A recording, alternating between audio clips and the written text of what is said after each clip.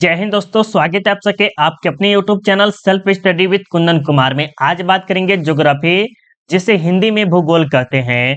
और आप सबके लिए ज्योग्राफी से टॉप 10 लघु एवं दीर्घोत्तरीय प्रश्न तक कराने वाले हैं, जो कि आपके बोर्ड परीक्षा में बार बार पूछा गया है। तो आप इस वीडियो को शुरू से लेके अंत तक देखिएगा और लास्ट में जरूर कमेंट करके बताइएगा कि आपको यह वीडियो कैसा लगा। तो चलिए हम यहाँ से स्टार्ट करते हैं। और अभी तक आपने टेलीग्राम नहीं ज्वाइन किए तो टेलीग्राम आप जरूर ज्वाइन कर लीजिएगा, क्योंकि यहाँ पर टेस्ट होता है और टेस्ट के माध्यम से आप पता कर सकते हैं कि आपका ऑब्जेक्टिव में कितना तैयारी हो गया है। तो टेलीग्राम ज्वाइन करने के लिए आपको वीडियो के डिस्क्रिप्शन में लिंक डाल दिए हैं, वहां से आप जाके टेलीग्राम ज्वाइन कर सकते हैं। या तो टेलीग्राम पे जाके सर्च कीजिएगा self study with Kundan Kumar, तो वहां से भी आप जाके डायरेक्ट ज्वाइन कर सकते हैं। और गूगल पे जाके अगर आप सर्च करते हैं या गूगल क्रोम पे सेल्फ स्टडी पे कुंदन कुमार, तो वहां पर आपको कुछ पीडीएफ मिल जाएगा। ठीक है, फ्री ऑफ कॉस्ट है, वहां पर है। और आज का जो सेट क्या है, सेट 5 है।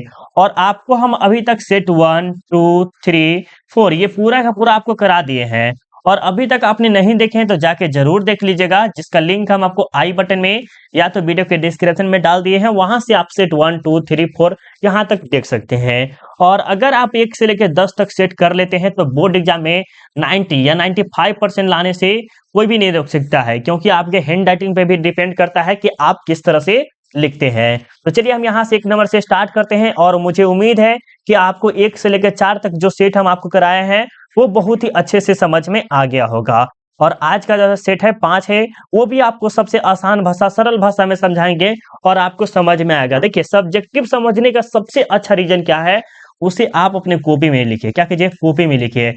और जब कॉपी में लिखेंगे तो 1 से 2 बार याद करिए, पक्का आपको 100% याद हो जाएगा। क्या हो जाएगा, 100% याद हो जाएगा। तो चलिए हम यहाँ से 1 नंबर से स्टार्ट करते हैं। और यहाँ पर क्या करा है कि आधुनिक निर्माण उद्योग की विशेषता को लिखिए। आधुनिक निर्माण उद्योग, उद्योग मतलब क्या होता है, कारखाना। जैसे सूती वस्त्र हो गया, कारखाना हो गया। जैसे चिप्स वगैरह हो गया, कुछ ना कुछ जो देखते हैं वो सब क्या है, कारखाना है। जो कि मुंबई में हो गया, दिल्ली में हो गया, पटना में बहुत ही कम है, ऐसा दिखेगा। तो आधुनिक काल में जब जो अभी समय चल रहा है वो किस तरह से है, तो इसके बारे में आपको बताना है। तो उत्तर में देखना है कि यंत्र की सहायता से कच्चे माल को अधिक उपयोगी बनाया जाता है। कच्चे माल जैसे गेहूं हो गया, ये कच्चा माल, तो उसको क्या कहा जाता है, लोहा मान सकते हैं। ये सब क्या है, कच्चा माल का। और किसके द्वारा, यंत्र के द्वारा। क्या कहा जाता है, यंत्र के द्वारा वो अधिक उपयोगी बनाया जाता है, उसे हम आधुनिक निर्माण उद्योग कहते हैं। तथा इसमें निम्नलिखित विशेषता, और इसका जो विशेषता है वो निम्नलिखित है, जो कि इस प्रकार है। क्या है, इस प्रकार है। वस्तु के निर्माण में यंत्र का प्रयोग किया जाता है। कोई भी वस्तु हो गया, जैसे आप मान ले सकते हैं कि बुक वगैरह जो छापा खाता है, छपाई होता है, वो किसके द्वारा होता है, यंत्र के द्वारा होता है। यंत्र का प्रयोग किया जाता है। बड़े पैमाने पर पूंजी और श्रम की आवश्यकता होती है। और इसमें क्या होता है, बड़ा सा कारखाना होता है और इसमें बड़े बड़े जो लोग होते हैं, सॉरी लोग नहीं, बड़ा बड़ा मशीन रहता है, श्रम, किसान वगैरह से मजदूर रहते हैं। और इसमें पैसा की बहुत ही ज्यादा लागत होता है। ठीक है, इसमें कम लागत में अधिक माल तैयार होता है। कम समय में क्या होता है, उसमें अधिक माल का तैयार हो जाता है। कम समय में होना चाहिए, कम लागत या कम कम समय होना चाहिए। ठीक है, कम समय होने में, कम समय में क्या होता है, अधिक माल तैयार हो जाता है। इस प्रकार का आपको टर्म था, जो कि 2 नंबर का था। आप हमें, मुझे उम्मीद है कि आपको ये याद हो गया होगा। ठीक है, अब देखिए 2 नंबर में क्या करा है, 2 नंबर प्रश्न और ज्यादा इंपॉर्टेंट है, वेरी वेरी इंपॉर्टेंट प्रश्न, जरूर इसे नोट कर लीजिएगा। क्या करा कि जल विद्युत का विकास उत्तर भारत में ही क्यों हुआ। देखिए क्या करा कि जल विद्युत विकास उत्तर भारत में ही क्यों हुआ, इसका रीजन बताइए। तो उत्तर में लिखना है कि जल विद्युत का विकास उत्तर भारत में निम्नलिखित कारणों से हुआ था, जो कि इस प्रकार लिखा है। ठीक है, तो सबसे पहले लिखेगा कि उत्तर भारत की नदियां सदा निरा है, जो गहरी घाटियों से गुजरती है। क्या है, उत्तर भारत की जो नदियां है वो सदा निरा है, जो गहरी घाटियों से गुजरता है। गहरी घाटी का मतलब क्या हो गया, वहां पर खुदर खादर जगह होगा। ठीक है, क्या होगा, खुदर खादर जगह होगा या कुआं के तरह जैसा होगा, उस तरह के जो जगह होगा वहां पर क्या होगा, वो गुजरती है। ठीक है, उत्तर भारत की नदियां हिमालय पहाड़ से निकलती है। कहां से निकलती है मेरे बच्चों, उत्तर भारत की जितनी भी नदियां है वो कहां से निकलती है, हिमालय पहाड़ से निकलती है, जिस पर बांध बनाना आसान है। और इस पे क्या होता है, बांध बनाने में क्या होता है, सबसे आसान होता है। ठीक है, उत्तर भारत की नदियां उपजाऊ भूमि एवं औद्योगिक प्रदेशों से गुजरती है, जिसके कारण वहां विद्युत की मांग बहुत ज्यादा है। देखिए जैसे मान लीजिए, अगर देखिएगा कंपेयर टू टाउन, जैसे हम अभी रह रहे पटना में हैं और हम रह रहे थे पहले घर पे रह रहे थे, तो घर पे क्या था सुविधा, जैसे मान लीजिए 24 घंटा होता है, तो 24 घंटा में आपको 12 से 20 घंटा रहता है, 20 घंटा नहीं तो 20 घंटा ले सकते हैं, कभी कभी 2 घंटा 3 घंटा कट है। लेकिन यहाँ पर क्या है, टाउन सिस्टम में 24 घंटा के 24 घंटा रहता है। समथिंग 20 मिनट कोनो कोनो दिन अगर आपको कट जाए तो कट जाए, 20 मिनट 10 मिनट वो हो जाता है, हो जाता है। बाकी आपको 100% 24 घंटा का आपको टाइम दिया जाता है। तो यहाँ पर कारखाना और कारखाना स्थापित करने में आसानी होगा, क्योंकि वहां पर लाइन की सुविधा बहुत ही ज्यादा रहेगी। ठीक है, तो उससे क्या होगा, कोई चीज की खराबी वराबी नहीं होगी। ठीक है, अब देखिए यहाँ पर क्या कह रहा है कि व्यापार संतुलन क्या है। व्यापार संतुलन क्या है, संतुलन मतलब क्या होता है कि जो माइनस प्लस जो होता है उसका जो बीच का जो रास्ता होता है वो संतुलन, जिस तराजू देखते हैं तो उसको क्या कहा जाता है, संतुलित किया जाता है, मतलब बराबर किया जाता है। तो देखिए उत्तर में क्या लिखना है कि किसी निश्चित समय में किसी निश्चित समय अवधि में किसी देश के आयात व निर्यात के संतुलन को व्यापार संतुलन कहते हैं। इसके 3 मुख्य स्रोत है। जैसे मान लीजिए यहाँ से 50 रुपया ये भारत है, ठीक है, ये भारत है और ये 50 रुपया अमेरिका का है। ठीक है, एग्जाम्पल में हम बहुत अच्छा एग्जाम्पल समझाते हैं और बच्चा का समझ में भी आ जाता है। तो यहाँ का सामान अगर 50 रुपया यहाँ गया, ठीक है, और यहाँ का सामान यहाँ 50 रुपया है, तो क्या ये दोनों का बराबर है कि नहीं है? अगर आप बताइएगा दोनों का बराबर है नहीं, तो ये हम क्या करेंगे, इसे व्यापार संतुलन कहेंगे। क्या कहेंगे मेरे बच्चों? उसे कहेंगे व्यापार संतुलन कहेंगे। ठीक है, तो यदि आप देखिए, यदि आयात ज्यादा हो और निर्यात कम हो तो उसे हम प्रतिकूल कहते हैं। जैसे आयात, आने वाला सामान बहुत ज्यादा हो और जाने वाला सामान बहुत ही कम हो तो वो क्या कहलाता है, प्रतिकूल कहलाता है। यदि आयात कम हो और निर्यात ज्यादा हो तो उसे अनुकूल कहते हैं, मतलब आने वाला सामान कम हो और जो भारत से जाने वाला सामान ज्यादा हो तो उसे हम क्या कहेंगे, अनुकूल कहते हैं। यदि आयात व निर्यात दोनों बराबर हो तो उसे हम व्यापार संतुलन कहते हैं। समझ में आ गया ना? देखिए एक बार फिर से समझाते हैं, तब आपको और अच्छे से समझ में आएगा। देखिए हम आपको समझाने के लिए कुछ भी कर सकते हैं, कुछ भी, चाहे हम आपको फनी से समझाए या किसी तरह से समझाए, समझा के ही दम लेंगे। ठीक है, देखिए क्या करा है यहाँ, प्रश्न को देखिएगा अच्छे से। ये आपका हो गया भारत हो गया, राइट, भारत हो गया और ये हो गया अमेरिका। ठीक है, अमेरिका हो गया। तो यहाँ पर देखिए क्या करा अमेरिका, थोड़ा सा हिंदी पे ज्यादा नहीं जाइएगा। देखिए यहाँ पर 50 रुपया है, यहाँ पर 50 रुपया है, यहाँ का सामान यहाँ गया, यहाँ का सामान यहाँ गया, जैसे मान सकते हैं यहाँ पर। ठीक है, तो इसमें क्या हो रहा है, बराबर हो रहा है, तो ये क्या करेंगे, व्यापार संतुलन कहलाएंगे। क्या करेंगे मेरे बच्चों, व्यापार संतुलन कहलाएंगे। और यहाँ पर मान सकते हैं भारत का जो है 80 का सामान गया अमेरिका में और 50 सामान आया, तो यहाँ पर लीजिए भारत का जो है, यहाँ पर क्या क्या, यदि आयात ज्यादा हो और निर्यात कम हो, जैसे आया ज्यादा, आया क्या है, आया सॉरी आया, आया कम, आया क्या हुआ, कम आया, और जाया ज्यादा, तो वो अनुकूल कहलाता है।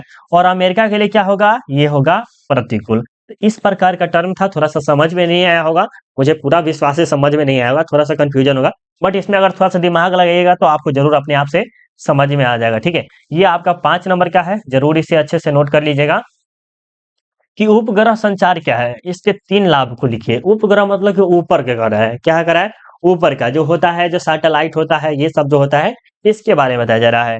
तो उत्तर में आपको लिखना है कि उपग्रह संचार का अर्थ होता है कि संदेशों का आदान प्रदान। संदेश मतलब क्या हो गया, जैसे अमेरिका में कोई व्यक्ति है और वहां पर हम हेलो बोलते हैं, हेलो कैसे हो, तुम ठीक हो ना, तुम्हारी घर वाली कैसी है, ठीक है ना, बस इस प्रकार का हो गया। तो ये क्या हो रहा है, संदेशों का आदान प्रदान हो रहा है। ठीक है, उसे हम क्या कहते हैं, संचार कहलाता है। संचार मानव जीवन का विभिन्न भाग बन गया है, मतलब विभिन्न भाग मतलब किसका जो भाग बन गया, किसका, जीवन का, जिसके वजह से हम एग्जाम्पल में ले सकते हैं, जब तक हम मोबाइल वगैरह नहीं छूते जब तक हमसे को चैन नहीं आता है।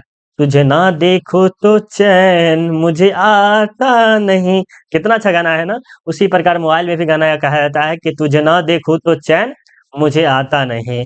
इसके इसके बिना विकास संभव नहीं है, क्या है, और संचार के बिना जो है विकास संभव नहीं है। जैसे एग्जांपल में मान लीजिए अभी जो लॉकडाउन लगा हुआ है, लॉकडाउन में क्या है, लॉकडाउन लगा हुआ था, अब नहीं है, थोड़ा सा कम हो गया, तो उस समय क्या होता, पढ़ाई एजुकेशन सिस्टम में दबाव पड़ता, तो ये संचार के माध्यम से हो पाया। ठीक है, क्योंकि हम मानव संचार का प्रयोग अंतरिक्ष के माध्यम से कर पा रहे हैं, अंतरिक्ष मतलब ऊपर से हम कर पाते हैं, अतः इसे इसे हम उपग्रह कहते हैं। इसके 3 लाभ इस प्रकार, यहाँ पर लाभ होगा, क्या होगा, लाभ होगा। ठीक है, सबसे पहले है संचार।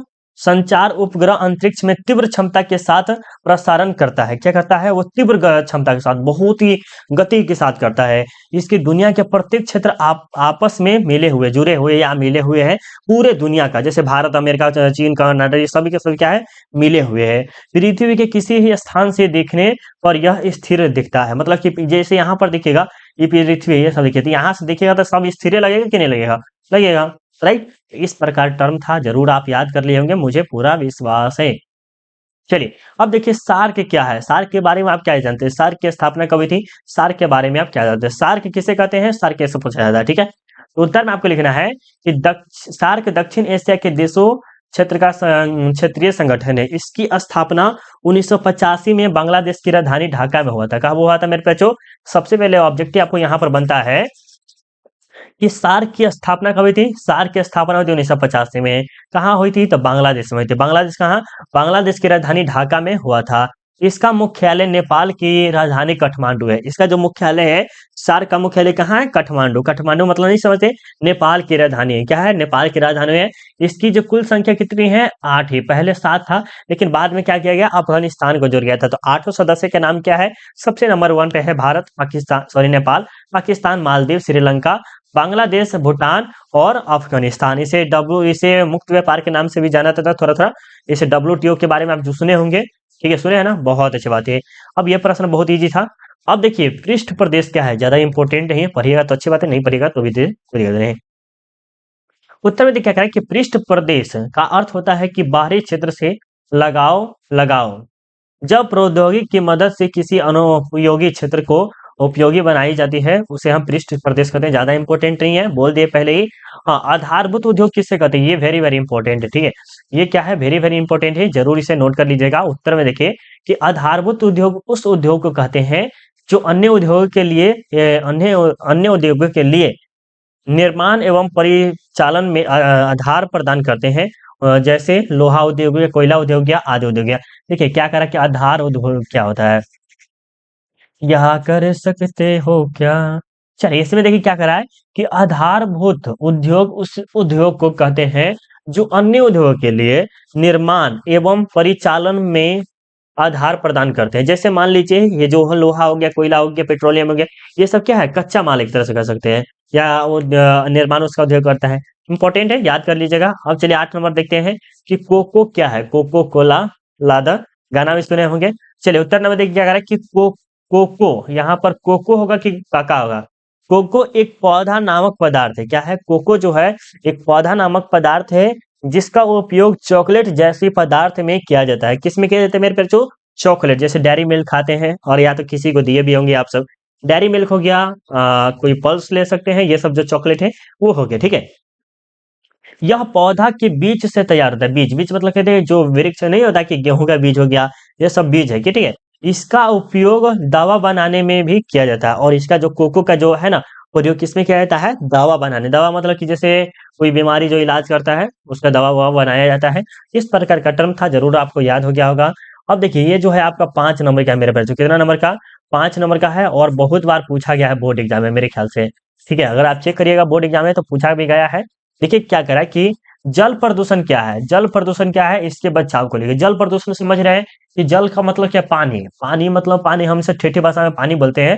तो उसका जो हो सकता है, तो उसका बचाव क्या हो सकता है, तो उसके उत्तर समझेंगे, ठीक है। तो जल प्रदूषण में हानिकारक पदार्थ मिल जाने के कारण वह क्या कहता है, जैसे शहरी कचरा, औद्योगिक कचरा, मेडिकल कचरा एवं घरेलू कचरा को मिल जाने से जल की गुणवत्ता में कमी आ जाती है, उसे जल प्रदूषण कहते हैं। इसके कुछ बचाव इस प्रकार है। जैसे मान लीजिए, ये आपको हम थोड़ा सा और अच्छे से समझाने की कोशिश करेंगे, ठीक है। देखिए ये क्या है, ये नदी है ना, ये नदी है, राइट, ये नदी है। और ये गांव है, ठीक है, गांव सब है, गांव वाला मान लीजिए आदमी लोग सब बसे हुए हैं, ठीक है। और ये नदी पानी जा रही है, नदी की क्या है, पानी आ जा कर रही है, ठीक है, जा रही है। और यहाँ के जो लोग हैं ना क्या करते हैं, यहाँ पर मान लीजिए बड़ा सा कारखाना है, और यहाँ के जो पानी आ रहे हैं वो सुधा सुधा मतलब कि एकदम बहुत ही अच्छा पानी है, पीने योग्य जैसा पानी है। तो ये समुद्र का जितना भी कचरा, मतलब कि जो औद्योगिक है, उसका पूरा कचरा क्या जाएगा, इसमें जाएगा। तो क्या होगा, ये जो गांव के जितने भी लोग हैं, ये भैंसी उसी का दूध, क्या कहते हैं, भैंसी का जो मल मूत्र जो होता है, गोबर उबर हो गया, वो उससे में बहा देगा। तो क्या होगा, ये पानी गंदा हो जाता है, दूषित हो जाता है। क्या होता है, दूषित हो जाएगा। होगा कि नहीं होगा, आप बताइएगा कमेंट करके, दूषित होगा कि नहीं होगा, बिल्कुल होगा। इसी को कहा जाता है, क्या कहते हैं, जल प्रदूषण कहते हैं। जैसे मान लीजिए एक टंकी है छत पे आपका लगा हुआ, और उस टंकी में आपको एक गंदा चीज मिला दीजिए, तो क्या हो गया, दूषित हो गया। अब आगे देखिए क्या करा है, औद्योगिक कचरा को शोधन करके नदी में प्रवाह करना। क्या करना है, औद्योगिक कचरा को जानते होंगे कि प्लास्टिक वगैरह ये सब गया और पानी में प्रवाहित करेंगे तो क्या होगा, उससे हानिकारक हो जाएगा।